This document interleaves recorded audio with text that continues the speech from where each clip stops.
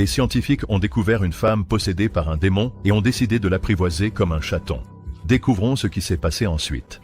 Au XXe siècle, un scientifique nommé Henry West a fondé l'Institut Atticus pour étudier les capacités humaines surnaturelles.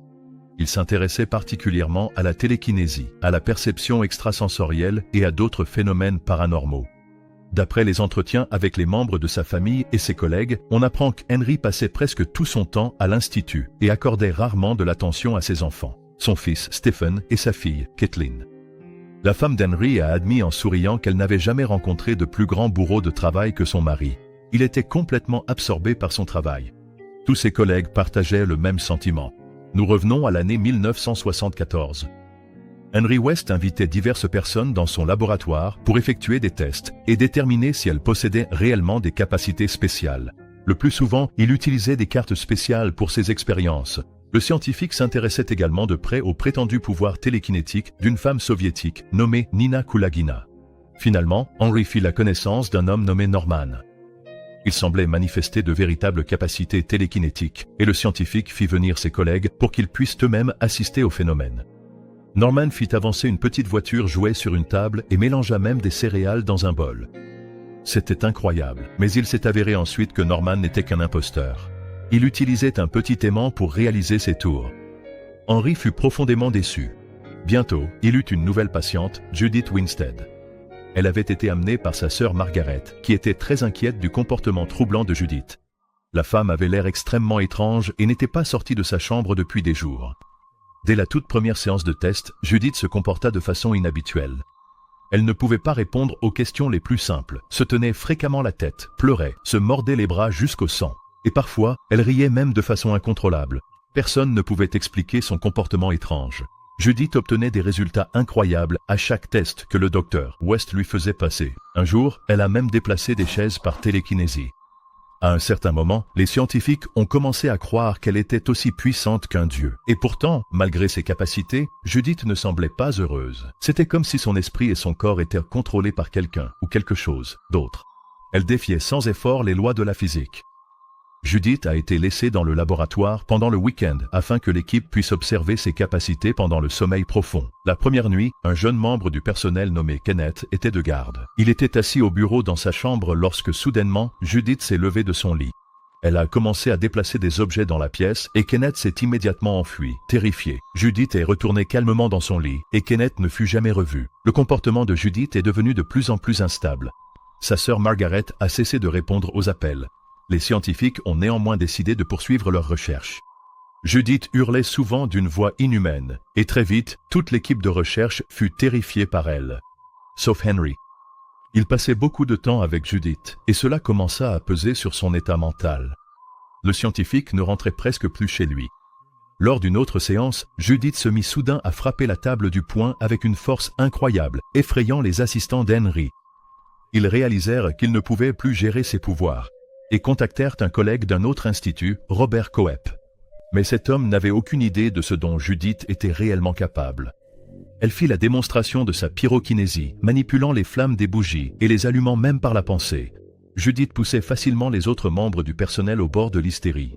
Elle connaissait leurs secrets les plus sombres et leurs peurs. Pire encore, elle pouvait influencer leur comportement, les contrôlant comme des marionnettes. Alors que la situation s'aggravait, les scientifiques se tournèrent vers le gouvernement américain pour obtenir de l'aide. Sous la pression des conseillers militaires, ils commencèrent à mener des expériences extrêmement inhumaines sur la femme.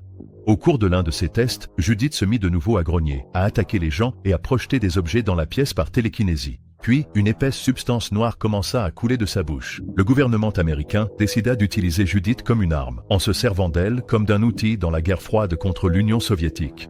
Un jour, la femme eut une réaction violente lors d'une expérience de photographie spectrale.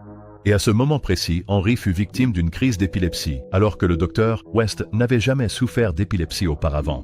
Le sang de Judith contenait des composés moléculaires inconnus de la science, et les images spectrales révélèrent une étrange entité quittant temporairement son corps pendant ses convulsions. Ce n'est qu'à ce moment-là que les scientifiques comprirent que les capacités paranormales de Judith étaient le résultat d'une possession démoniaque. Henry se mit également à se comporter de façon étrange, et sa famille s'en rendit rapidement compte. Malgré la peur grandissante, les autorités américaines continuèrent à mener des expériences sur Judith, et lors de l'une d'elles, on lui ordonna de ralentir les battements du cœur d'une grenouille. En quelques secondes, le cœur de la grenouille explosa dans sa poitrine. Ensuite, Judith arrêta la respiration d'un chien militaire.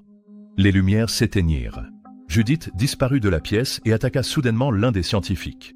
Les chercheurs maîtrisèrent Judith sur une chaise et l'enfermèrent dans une cellule de confinement spéciale en verre. Les militaires reconnurent qu'ils n'avaient jamais eu aussi peur de quelqu'un ou de quoi que ce soit que de cette femme. Bientôt, une série d'accidents tragiques commença à se produire. Accidents de voiture, incendies, cauchemars et même attaques de chiens errants ne sont qu'une partie des incidents qui sont arrivés à ceux qui travaillaient à l'Institut Atticus ou à leurs proches. Les gens avaient une peur de croiser le regard de cette femme terrifiante. L'un des chercheurs trouva un trombone dans la chambre de Judith, le ramassa et, distraitement, le glissa dans sa poche. Ce soir-là, il assista à la fête d'anniversaire de son jeune neveu. À un moment donné, le trombone tomba de sa poche. Au moment de couper le gâteau, les lumières vacillèrent et le chien de la famille se mit soudainement à aboyer. Il s'est avéré que le petit garçon avait trouvé le trombone et l'avait enfoncé dans une prise électrique. Après cette tragédie, le scientifique quitta le pays. Il ne put jamais se pardonner. Malgré tout, les chercheurs, dirigés par Robert Cope, poursuivirent leurs expériences. Chaque jour qui passait, il devenait de plus en plus cruel. Henry commença à protester et exigea que la pauvre femme soit libérée, mais personne ne l'écouta. Ils montrèrent à Henry les photographies spectrales de Judith et lui expliquèrent qu'ils avaient affaire à une sorte d'entité sombre. Les militaires voulaient apprivoiser le démon et même le faire coopérer. Par exemple, ils montraient à Judith une carte du monde et lui demandèrent de localiser les bases ennemies. Judith était forcée d'influencer l'esprit des gens et de contrôler leurs actions. Elle pouvait faire tout ce qu'ils lui demandaient, mais à la place, elle fit dire au sujet du test, un soldat, exactement les mêmes mots qu'Henry avait l'habitude de dire à sa jeune fille.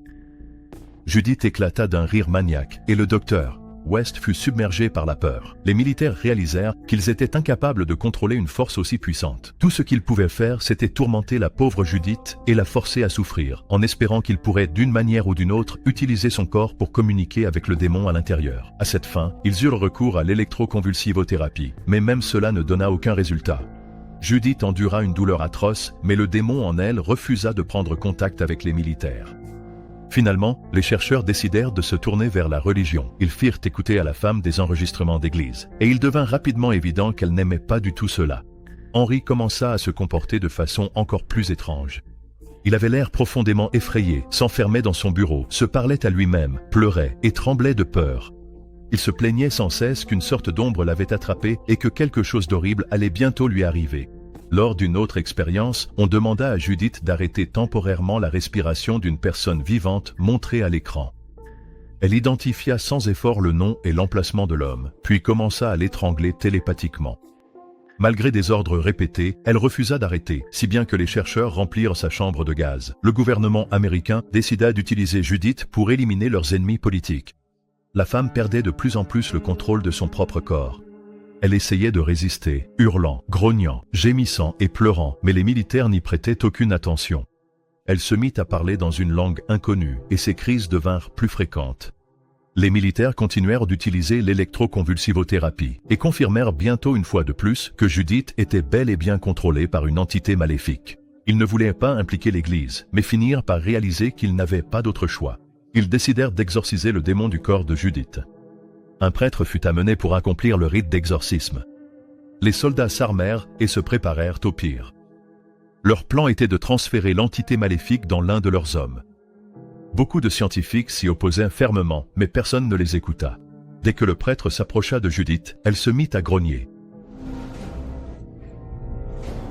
L'homme d'église enfila un masque à gaz et entra dans la cellule vitrée avec la femme possédée. Le prêtre commença à accomplir le rite d'exorcisme. À chaque minute qui passait, le comportement de Judith devenait de plus en plus frénétique. Une partie de la force démoniaque sembla se transférer aux soldats reliés aux électrodes. Soudain, Judith se jeta sur le prêtre et le blessa grièvement, puis s'effondra et perdit connaissance. Le soldat qui servait de cobaye s'évanouit lui aussi. Robert Cope mit un masque à gaz et entra personnellement dans la cellule de Judith pour installer un nouveau jeu d'électrodes. Tout à coup, Judith et le soldat reprirent connaissance. L'armée utilisa à nouveau du gaz et emmena le soldat possédé. Tous les scientifiques admettent unanimement qu'ils n'ont jamais parlé de ce qui s'est passé ensuite pendant de nombreuses années. Alors, que s'est-il passé cette nuit-là? L'entité démoniaque a attaqué toutes les personnes présentes et n'a laissé aucun survivant. Judith fut enfin libérée du contrôle du démon et redevint elle-même. Elle était assise sur une chaise, au milieu d'une scène de carnage total, complètement inconsciente de ce qui venait de se passer. Puis Henry West entra dans la pièce, ou plutôt le démon dans le corps d'Henry. Il ôta la vie à Judith et s'en alla calmement. Nous apprenons qu'Henry disparut sans laisser de traces cette nuit-là et ne fut jamais revu. L'histoire de Judith demeure le seul cas de possession démoniaque reconnu officiellement par le gouvernement américain.